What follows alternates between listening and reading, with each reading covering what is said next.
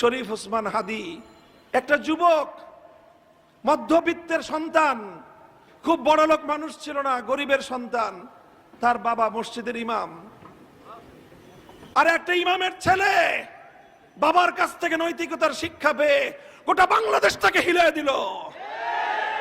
গোটা দেশ আস্থার জন্য কাঁদতেছে।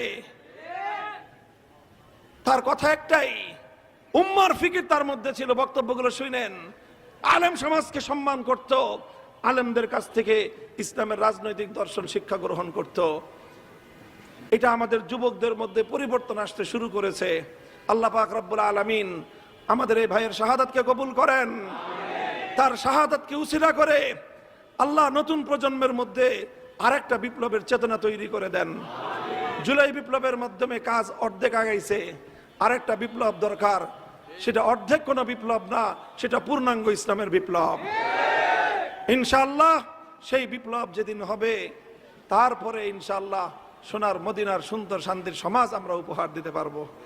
সকলকে দাওয়াত, সবাই অতীতের ভুল থেকে আসেন। আমারও ভুল থাকতে পারে, আপনারও ভুল থাকতে পারে। সব ভুল পিছনে ফেলে দিয়ে আমরা আল্লাহর রজ্জুকে কেন্দ্র করে সবাই আল্লাহর রজ্জুকে ঐক্য মজবুত করে ধারণ করি। ইনশাআল্লাহ আল্লাহ পাক রব্বুল আলামিন আমাদেরকে অসম্মানিত করবেন না, ব্যর্থ করবেন না। আল্লাহর সাহায্য আমাদের সাথে থাকবে। ইনশাআল্লাহ আমরা বিজয়ী হবই।